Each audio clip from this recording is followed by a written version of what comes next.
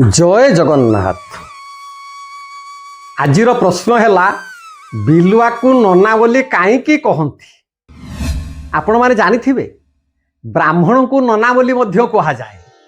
ब्रह्मा मुखरु सृष्टि हेले बोली ब्राह्मण हेले कर्मकांड मत अनुसार जन्मना जायते शूद्र संस्कार द्विज उच्यते वेदंभ्यासे भवत विप्र ब्रह्म जानाति ब्राह्मण।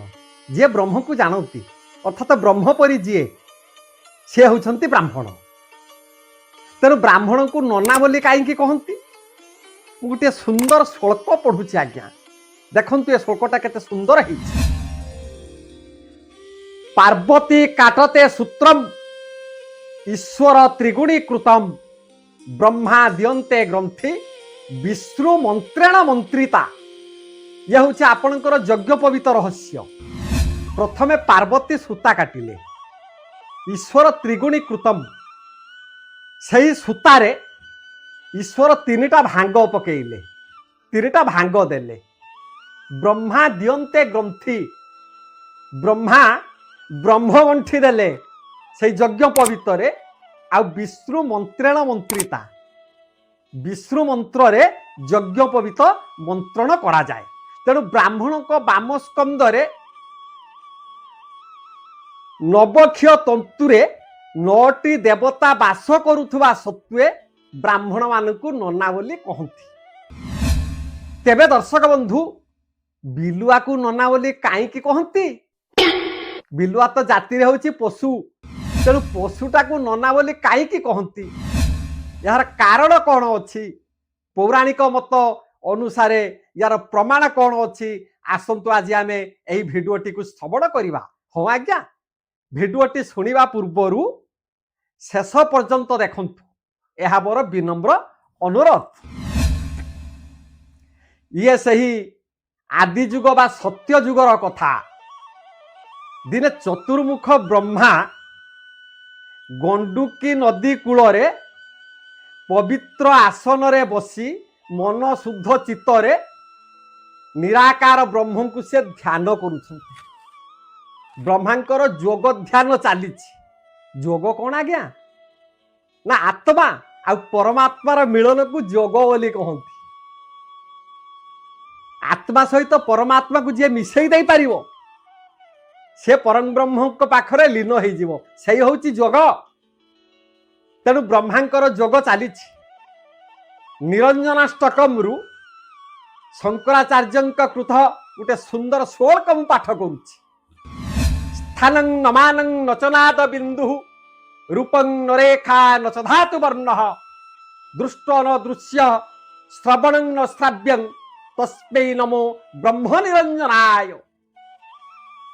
निर्विकल्प निराकार ब्रह्मंक पाखरे वेदपति ब्रह्मा मन प्राण अर्पण करी जोग साधन रे बसिछंती। याने विदर्भ देशर जने ब्राह्मण तांकर पत्नी पुलमा को संगरे धरी हास्य परिहास होई रास्तार आज्ञा जाउछंती। स्वामी स्त्री दुई जन कथबार्ता है आलाप प्रसंग मध्यम रास्तार कि चली। एमिति अनेक पथ अतिक्रम कला परे ब्रह्मांकर तपस्थल रे से उपस्थित हेले। ये ब्राह्मण जनक ब्रह्मा को अटहास्य कले भर्सना कले। यह वेदपति ब्रह्मा जानी पारिले क्रोधान्वित हो उठिले। क्रोध को सी आउ सम्मरण करि पारिले नाही।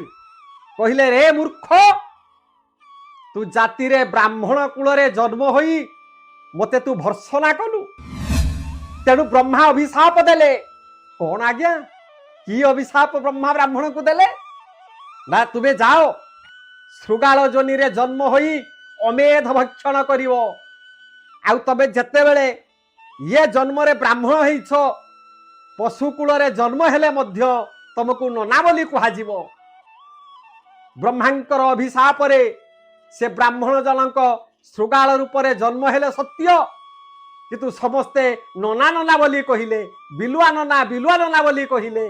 आमर साधारणतः गाँ गहली भाषा रे नहीं बिलुआ नना रे बिलुआ नना घर पुड़ी गला पछकु अना। तेणु ब्रह्मा अभिशाप देइथिबारु से ब्राह्मण जनक श्रृगाल गर्भरे जन्म हेले एवं नना पदवाच्य हेले। ये है आपणकर प्रथम कारण। यार आउ गोटे कारण अच्छी। यार द्वितीय कारण कौन मु कहूची। साकल्य द्वीपरे जड़े कोटिपति ब्राह्मण थांती। से ब्राह्मण जनक अत्यंत धनीशाली व्यक्ति। से प्रत्येक दिन दान ध्यान करती। तांको घर को जो अतिथि माने आसंती से फेरती नहीं, कहीं निराश होती नहीं।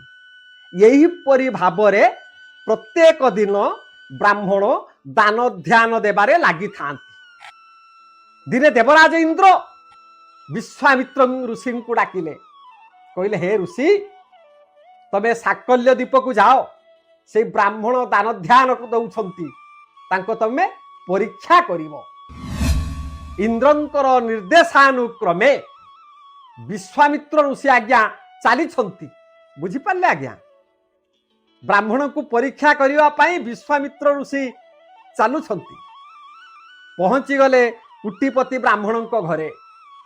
से कुटीपति ब्राह्मण जनक विश्वामित्र ऋषि को आदर गौरव सम्मान प्रदर्शन कले एवं आसबार कारण पचारे। किए पचारे ना कुटीपति ब्राह्मण जनक पचारे तमे कहीं मो घर को आसीच कुह। विश्वामित्र ऋषि कहले मोर मृग मांस खाइबा को इच्छा हेउछि, तेणु किछि मृग मांस भोजन करने उद्देश्य मैं आपण घर को आसीछि। एक कथा को सुनी कुटीपति ब्राह्मण कहले ठीक अच्छी, निश्चय आमे मृग मांस भोजन आपण को दबु। यह कही से कुटीपति ब्राह्मण जनक शबर को पठेले जंगल को मृग मांस आनिबा पाई। जंगल भितरे से व्याध मृग अन्वेषण निमित्त खोजुछंती, किंतु कौन सी स्थान मृग मांस आउ पाइले नहीं आज्ञा। कहीं ना देवाधिराज इंद्र माया कले जे कौन सी गोटे मृग ताकू देखाला नहीं। तेणु निराश होई जेतेबेले व्याध फेरुचंती एही समय रे इंद्र एक कपट रूप को धारण कले, अर्थात जने ब्राह्मण रूप को धारण करी नर मांस किछि धरी व्याध पाखरे पहुंचिले। कहले हे व्याध मु मृग मांस आनीछि, एही मांस को तमे नहीं चली जा।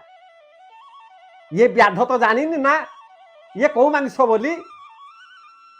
तेणु नर मांस को मृग मांस कही कपटी इंद्र से व्याध को देले।